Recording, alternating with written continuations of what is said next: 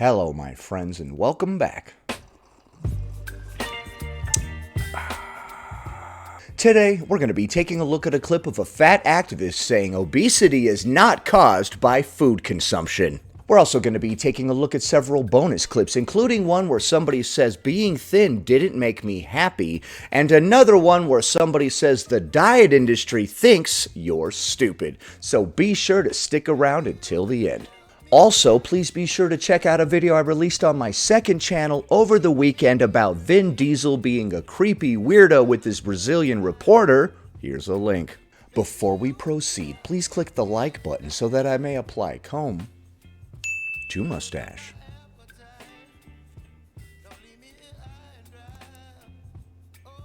I think. Are you sure?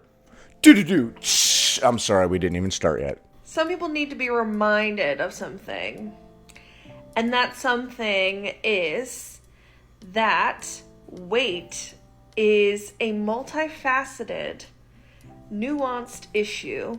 It's so nuanced, dude. You know what I mean? Like, I've been saying that for years, and these plebs just won't listen. You know what I mean?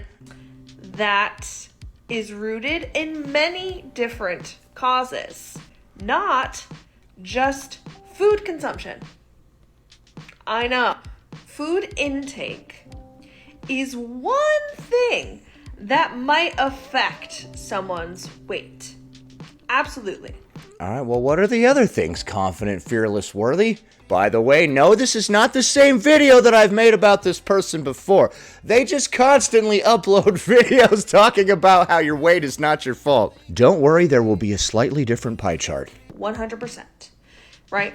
But what anti-fat bias wants to teach you is that fat people are fat simply as a result of their own personal choices. So anti-fat bias equals doctors, because they're the ones that want to teach you those things. Specifically regarding food and food intake versus their exercise. There is a video floating around of someone talking about how being obese is a direct result of privilege. Yeah, I've actually seen that clip, and I've seen a couple fat activists stitch with it because they disagree with it, and I'm actually covering that story tomorrow, so be sure to check that one out. And that individual is making the claim that because in America we have much more access to food, that's why so many more people are fat here. And you're about to say that that is not the case. Okay, whoever you're referencing makes a damn good point. You don't seem to have these obesity epidemics in countries with far less access to food. Therefore, one can conclude that the food that we eat actually does lead to our body size. Turns out science and all the people with functioning brains have been correct for all these hundreds of years. And that's quite simply not the case at all. This is from The Sweetly Nourished on Instagram. We've been told that a majority of our weight is determined by that, when in reality... Here we go. Oh, we got a new one! Okay, alright, what do we got this time? Alright, the top says emotional something. Part of it's blocked off by that thing that says link in bio. All of these. Is that emotional eating? I don't think so. What you eat and how you move, genetics, trauma, i.e. adverse childhood experiences, okay? Access to healthcare, food, and safe drinking water. Okay, so I'm obese because I didn't have access to healthcare or food? What? The hell, that doesn't make any sense. And I didn't have access to drinking water, so having less things made me bigger, okay? Race and racial disparities, okay? Financial means. I like how what you eat and how you move is only 1/8 of this particular chart. Yes, the chart of coping, as I like to call it. The it ain't my fault chart. My question, though, is if it's not the way you eat and how you move, and it's mostly all those other things, what are we to do? What is this teaching me? There's nothing I could do, I guess, is what this is telling me. Thanks, I guess. These things make up your weight. And this is a Make up your way. similar graphic from... Here's the classic. Although in this one, genetics is enormous. I wish I never had to eat again because my grandpa ate that one time, but unfortunately, no. From Jen the Dietitian on Instagram. Furthermore, if food intake was the sole cause of weight, then why is there a link between food apartheid and body size in America? Food apartheid. Surely you jest, madam. Food apartheid is a system of segregation that divides those with access to an abundance of nutritious food and those who have been denied that access due to systemic injustice. Food apartheid is one of the dumbest phrases that I've ever heard, and that's saying a lot because I've been covering fat acceptance for quite a while now. I think it is so disingenuous to say that being fat is a result of privilege when about a quarter of American homes experience food insecurity. We do have some people with access to no or little food in this country, and then we also have people that are so obese that they can't walk. So I guess they're picking up the slack for those people that don't have any food. 35 million Americans. Not to mention who food insecurity primarily affects. Talk about racism. Who are you calling that right here? About 19 million people experience food apartheid. Please stop calling it that. Or, as it's otherwise called, a food desert. That would be a far more appropriate term. Now here's where things get tricky, and I recommend that you go read this article. Public Health's power-neutral, fat-phobic obsession with food deserts. Okay, any sort of literature that purports itself to be scientific at all but uses the phrase fat-phobic is immediately not scientific and is immediately a total joke. For a more thorough explanation as to why the term food deserts isn't the best term for this, but again, there has been shown a link scientifically between food deserts and body size. I used to live in a food desert, and it meant that I had to drive farther to go to the grocery store. So it's possible. As long as you actually want to eat healthy, you'll put in the effort. Now, this is due to the fact that food deserts mean, or food apartheid means, that there is not adequate access to nutritious foods. And again, remember what I said. Food intake is one factor in why somebody's weight might be the way that it is. Right, that's just a coping scale to make ourselves feel better about the work that we did or didn't do. And what is the point of that pie chart? To make you give up all hope? Like, only this tiny little sliver is within your control. The vast majority of your own body weight is outside of your control. Fat activists like to delude themselves into thinking that nothing is their fault. I'm quite the opposite. If you were to show me that chart, I would be like, yeah, no, I have a better chart. And my chart would be just one circle that says you. And it would say at the top, the cause of your weight and all of your life's problems. And then that would be the chart underneath. Just one big circle that says you. I would rather delude myself into believing I have control over my own life rather than delude myself into believing that I don't, so I can make everything about me somebody else's fault. So yes, while having a lack of access to nutritious foods might impact your weight, there are also other things that can impact it as well. Okay, well, I suggest you change those things if you're actually serious about your health. Or go complain and make up all these pie charts. I mean... But we cannot say for sure that there is one definitive cause. Yes, we can, because if you took away all of my food, I would wither away and cease to exist. Therefore, if I ate an overabundance of food, I would get larger. I know that this is mind-blowing. Again, your environment plays a role. Your socioeconomic status plays a role. Trauma, stress, financial resources. No, if you choose to soothe yourself with food because of your trauma, there you go.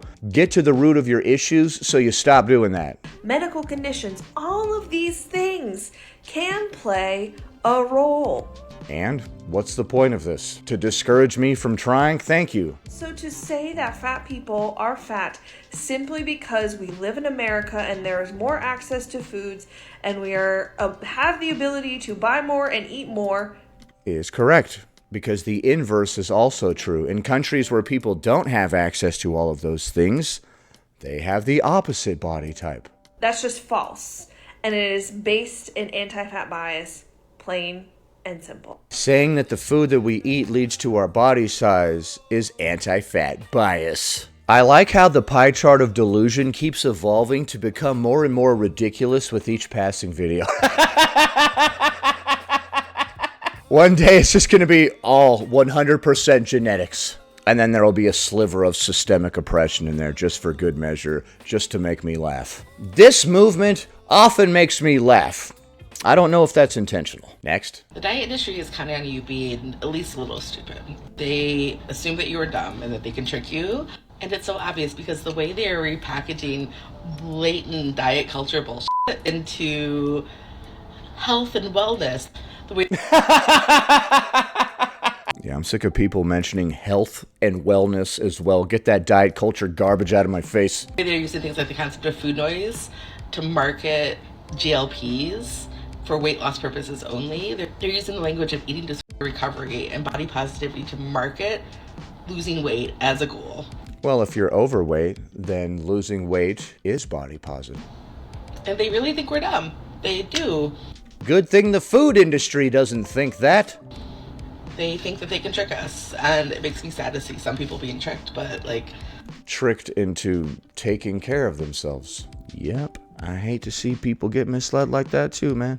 I want us all collectively to be aware that this is what's happening. Okay, so the diet industry thinks that you're stupid, and they're trying to use body positive language to market weight loss to you. Even though it would be body positive if you were overweight. You know, because we're taking care of our body. Some could call that positive. I love how they get everything backwards. There's this constant worry about that damn diet industry, but no thought is ever given to that gigantic food industry that dwarfs the diet industry. If you do diet and go from overweight to a normal healthy weight, you're now in a better state. And that rhymes. Bars. I would also like to point out that you don't even need to engage with the diet industry at all if you want to lose weight. Next, caption at the top reads, "Fat people are hot, and just because you don't think so doesn't mean the entire world shares your opinion."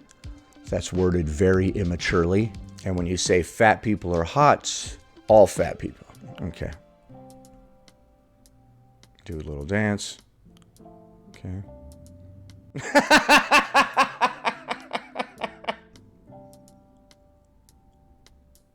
All right, there you have it. Fat people are hot. I don't really have a good retort for that. For the first time in my life, I'm speechless. She got me. Damn it. Oh, fat activists. Ah! No, I'm just kidding, but that's a very broad statement. Fat people are hot. All of them. Okay. Next. All right, this is that person that's always belly dancing and whatnot that I think is very funny. The caption at the top reads, "Being thin didn't make me happy." Okay, there's our belly dancing friend on the left when she was thin. According to her, I don't see size. On the left, I spent 20 hours a week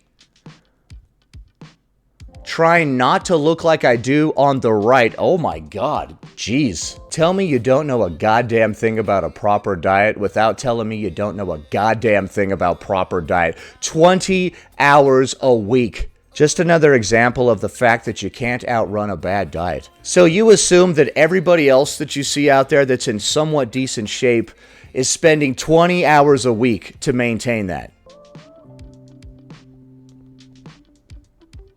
So you thought you could just eat the same and work out more? That's honestly hilarious. The rigid control I was exerting over my body. What does that even mean? And what do you mean you were spending 20 hours a week trying to look like you do on the right? You're into belly dancing?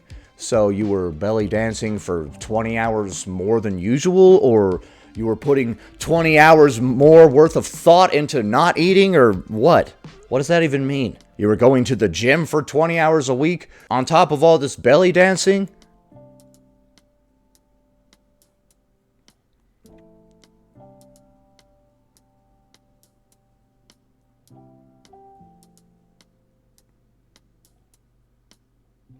Okay.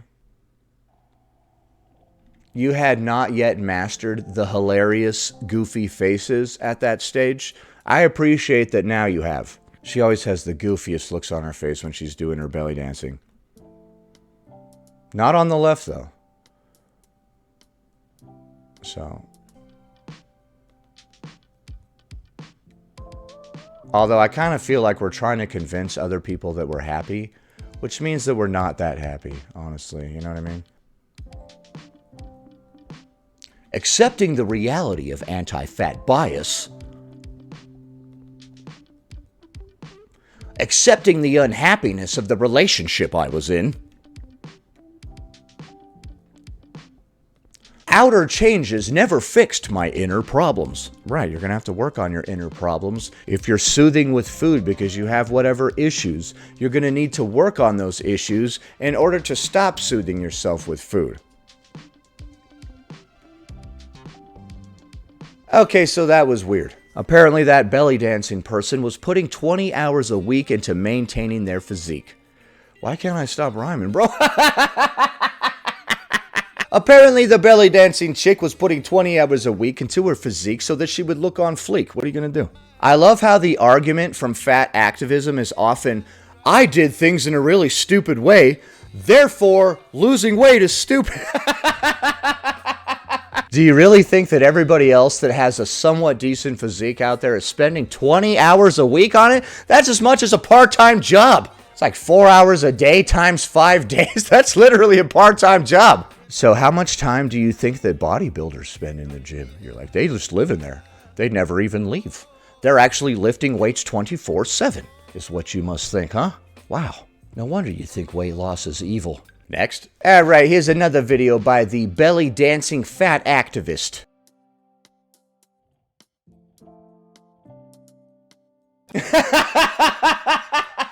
I'm sorry, but you're gonna hear me laugh a lot at just the facial expressions. I know I'm a moron. I know this is dumb. I don't care. It cracks me up.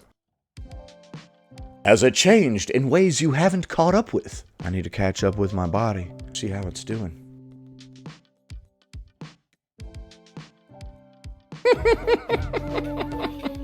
I love how all of your sentiments are conveyed to me through the medium of dance.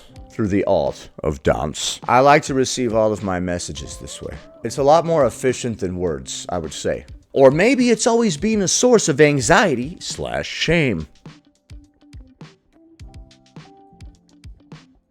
Honestly though, her moves are not bad. I'm not going to say that any of this is bad. I don't know a damn thing about belly dancing, but I think she's pretty good. I see you, little heart thingy. Okay, I see you too.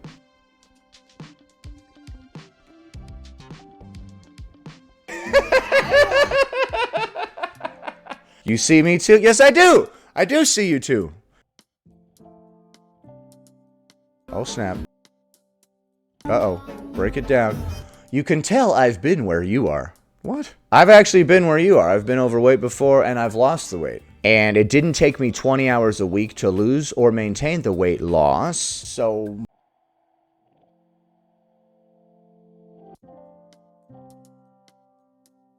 It can get better. No, it can't. Not according to that chart that I saw a minute ago. It only gets worse, man. I'm throwing you the lifesaver of body acceptance. Thank you. I've been struggling to accept the toned body that I've been working hard on for the past couple of years. Oh, wait, no, I haven't.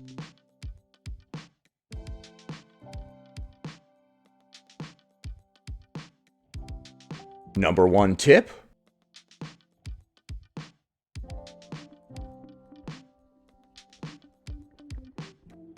Learn how fat phobia is oppression. Okay. I'm not sure why they're giving us any kind of tips to begin with. Yeah. Is there really a crowd in there, or did you add this later? Uh-oh, uh-oh. Breaking it down. Understand how it originates from racism. Is that the old English spelling of racism? We're using that weird character that's an A and an E. Dude. Ah! It will change how you look at your and others' bodies. I don't know why I said it like that. I'm sorry.